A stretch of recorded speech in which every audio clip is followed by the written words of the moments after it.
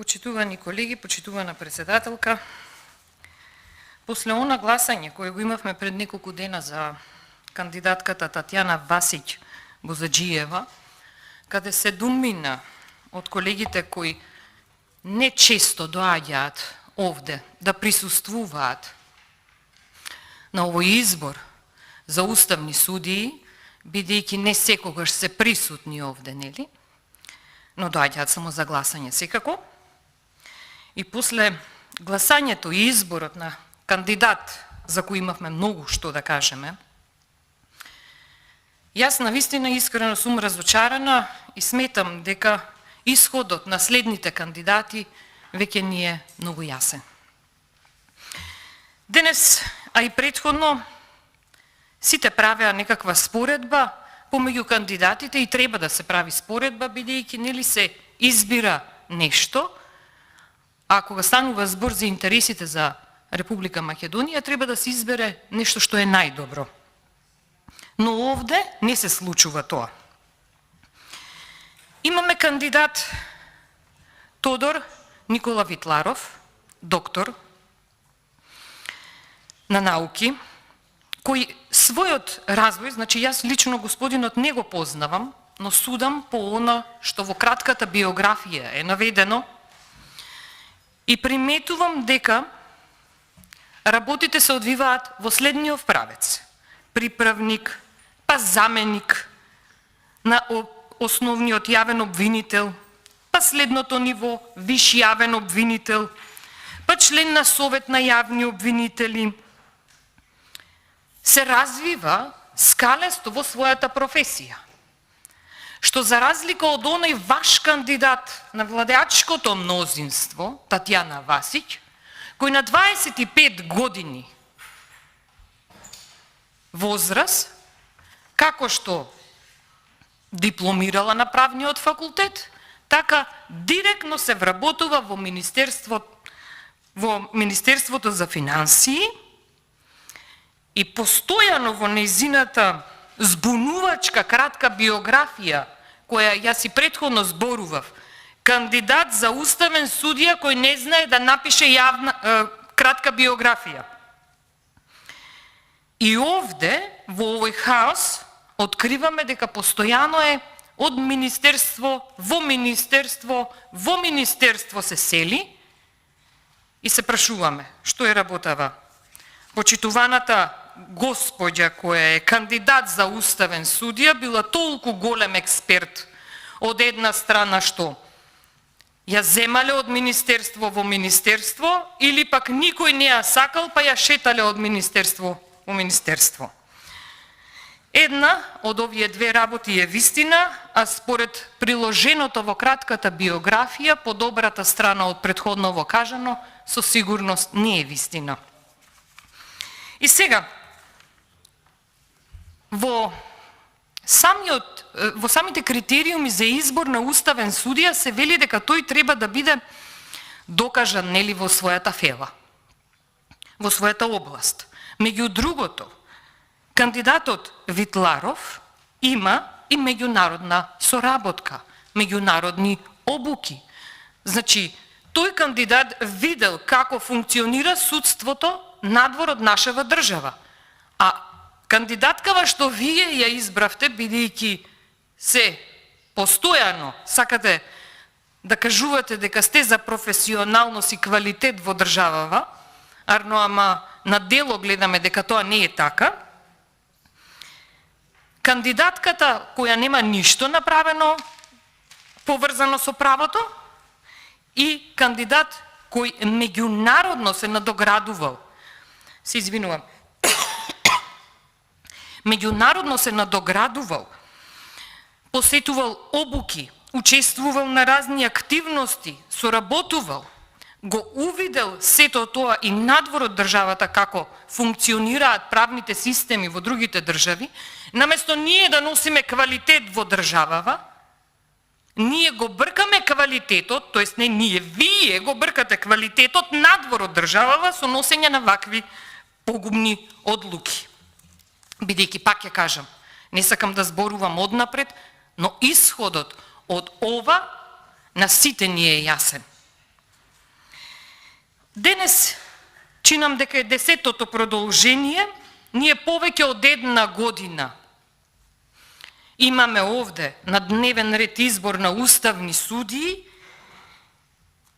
Зашто да ја одбереме? Дека судството ќе биде подобро? Се знае, изборот вие го наметнувате. Како тоа се случува етапно, да ви објаснам. Значи, повеќе од една година ние немавме никакви активности поврзани со уставните судии. Па се случи негде околу крајот на мај месец, Кацарска да ги повика трио председател на држава, председател на собрание и председател на влада, каде се зборуваше дека е неопходно да се донесе одлука за избор на уставен судија. И од тогаш нешто почнува да се случува. Но, што се случува? Се случуваат и закани. Пазете, председателката на Уставниот суд кажува дека нема да ја разгледува уставноста на Преспанскиот договор и законитоста, што е нејзина работа, ако не се одберат судии. Председателката на Уставниот суд се заканува дека нема да ја разгледа уставноста и законитоста на Законот за употреба на јазиците. Зошто? Зошто и дозволувате. Председателката се закануваше со многу работи, но што се случува? Тоа се случува да имаме недоверба на судството. 92% недоверба на судството, или уште пострашно можеме да го кажеме, 8% доверба само. И вака ја градиме државата. Ако ова е држава на ваков начин се гради, нека не чуди што сега немате од кого да земете кондури за да ги ставите пред влада. Зашто само мал број на кондури останаа во државава. Да продолжиме. Пак ќе кажам, бираме кандидат кој професионално, меѓународно е докажан и вие немате заинтересираност, а гласате за кандидат кој позади него стојат голем број на лоши советувања, бидејќи кандидатката Васич, додека била советник во Министерството за здравство, многу лошо го советувала министерот Филипче. Не дека тој не сакал така да работи, така бил советуван. Кои се нејзините правни совети на министерот што ги има направено? Знаете, фантомската фирма со седиште во Хонг Конг, каде имавме нерегуларен, срамотен избор на вакцини. Уплатените средства ги враќаа заради тоа што открија дека е фантомска фирма. Ама правниот советник и тандемот со Филипче сега има награда да биде именуван за уставен судија. Увозот на лекови кој се правеше со фамозно високи цени и грабежот кој се правеше, правно кој го советувал Филипче? И најинтересното е тоа што Филипче бил советуван да го награди криминалното и лошо работење поврзано со клиничката болница во Штип. Знаете зошто?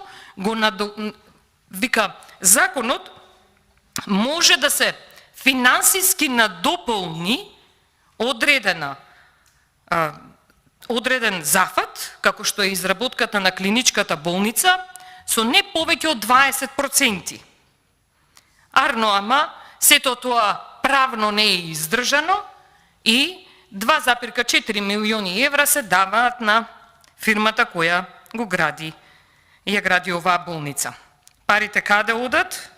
Можеме само да бидеме сведоци и во јавноста сме секојдневно сведоци како финансиите се одлеваат. Па еде сега еден пример да ви дадам како од оваа држава со ваквиот начин на работење ништо нема да биде, заради тоа што ние сме сведоци овие денови дека се вработуваат ликови во Министерството за надворешни работи, заради тоа што им е малку плата од 100.000 денари од општина Тетово, општина, не знам, таму еден куп други, имаме само информации за 2021 година, и сега таа личност награда има да влези да работи во Министерството за надворешни работи, и многу е интересно што се не ти се случува хаотично во државава. Каде е судството да реагира на овие работи? Каде е обвинителството? Но немаме реакција, затоа што ќе имаме само наградување на ликовите кои се спомнуваат по судовите, а кои треба да реагираат. Е сега, кажете ми, се што се случува во државава, кој ќе не заштити? Кој ќе не заштити? Кое обвинителство, кое судство ќе го заштитува ова криминално работење, ќе го спречува ова криминално работење? Знаете, станавме лидери во регионот и во Европа по криминално работење. Лидери сме по инфлација зголемена. Имаме ситуација каде литар масло за јадење е поскапо од 150%. Брашното е поскапо, млекото е поскапо. Знаете, овде за млекото би сакала да спомнам дека да имавме ние правна држава, да овде беше секако што треба, на ова оплјачкување на граѓаните немаше да поминува така глатко. Туку цените на млекото се сменија за сите, само за производителите не, бидејќи на нив им се откупува млекото по иста цена како и пред 2 години. Плаќаме поскапа струја, поскапо парно. Која држава нас, кое судство, кој систем правосуден ке не заштити?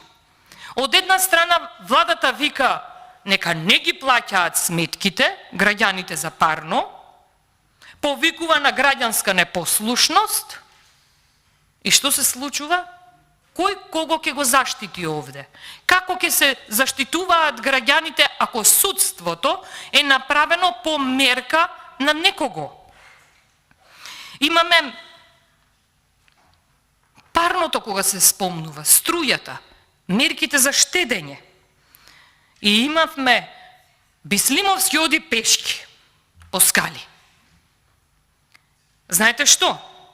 Човекот оди пешки по скали да види дали 1500 евра што ги даваат месечно за чистење на еден спрат во регулаторна комисија за енергетика се добро потрошени, дали е убаво исчистено, бидејќи така по скали може да примети само дали се исчистило, нели? И дали 83 евра ќе ги испие во денот, нели? За кафе има човекот да испие и може ќе ослаби на крај, бидејќи негова е таа изјава. Кој ќе го заштитува граѓанинот што ги дава тие пари? Каде се парите? Ама да имавме држава, да имавме правосуден систем, ќе имавме ред во државава. Ние каков ред ќе имаме во оваа држава, знаете? Кога имаме судии по мерка, кога имаме судии по желба нечија, и тие ќе одлучуваат за правото во државава? За владење на законите? Не. По мерка ќе си ги кројат и останатите работи. Јавниот долг се зголеми. Да се заврши годинава, на нас ни е потребна уште приближно 1 милиарда која се планира да се поземи државата. Јавниот долг се зголемува, пари се потрошени, големи финансии. Ама ние да имавме држава, и ако во оваа држава владееше правото, ќе знаевме каде се потрошени тие финансии. Но со ваков избор на судии, со ваква организација на судскиот систем, ние нема да имаме право и правда во оваа држава. Јас имам многу што да кажувам овде. Има многу да се зборува и за правото како владее и правдата како е еднаква кога станува збор за Зекири, за Драги Рашковски, кога станува збор за набавка на 2,5 милиони евра за нови автомобили во време на ковид криза, како правдата во нашава држава функционира кога имаме скандали во МВР, украдени пасоши, украдени бомби, истиот министер е цело време на власт. Но правдата во државава ја нема нигде. Значи има многу што да се зборува, но сакам на крајот да завршам со еден пример за кој, нели, анализирајќи ја надлежноста на уставните судии и што се тие би правеле, меѓу другото, тие се одлучуваат законите да бидат во согласно со уставот. И се сакам да ве прашам, колеги, кој кандидат ќе одлучи како? Според она што е напишано, бидејќи верувам дека многумина од нас не ги познаваме кандидатите. Судиме по тоа што е напишано. Првиот кандидат, што не знае кратка биографија да напише, Татјана Васиќ. Или вториот кандидат, господинот Витларов. И сега, го имам законот за наставници и стручни соработници, кој долго време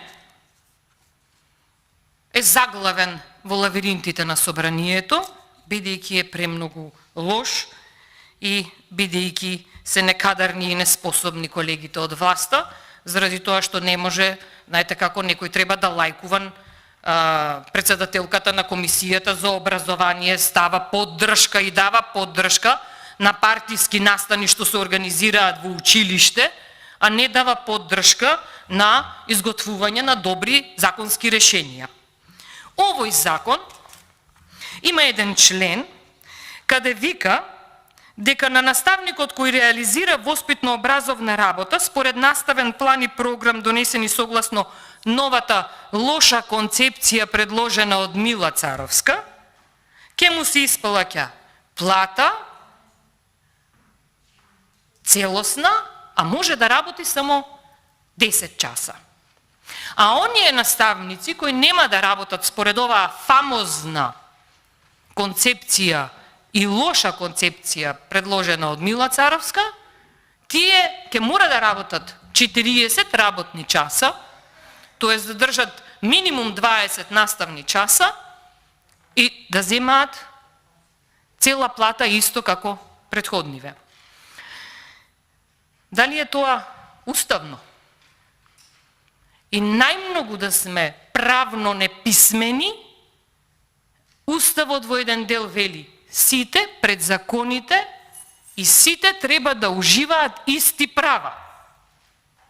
Овде ја не гледам дека сите ќе уживаат исти права, бидејќи овој закон и сите овие поволности кои се вметнати овде, пишува овозможување на овие наставници што работат според концепцијата, лошата концепција на Мила Царовска, професионален развој, тие ќе може професионално да се развиваат, а другиве наставници нема да може да се развиваат професионално. Дали е ова уставен? Ова се само мал дел од забелешките на овој закон. Јас ги извадив само мал дел од неуставните забелешки, значи има многу, има плюс. Кариерниот развој вели е за овие наставници, наставниците кои предаваат според лошата концепција на Мила Царовска. И сега, овој неуставен закон, нели, кога завршува овде, оди таму. И сега таму, кој ќе одлучува? Татјана Васиќ, што не знаеме колку пари има земено од некое од многуте министерства, бидејќи јас прошлиот пат кажав и сега ќе повторам, од министерство на министерство на министерство, на крај во затвор ќе си заврши, ама ако имавме правна држава и правен систем, тоа ќе беше добро, или господинот Витларов, кој својот кариерен развој го прави нормално и природно и како што треба, развивајќи се по скалила, не скокнувајќи ни една скала, кој ќе одлучува за уставноста на законите?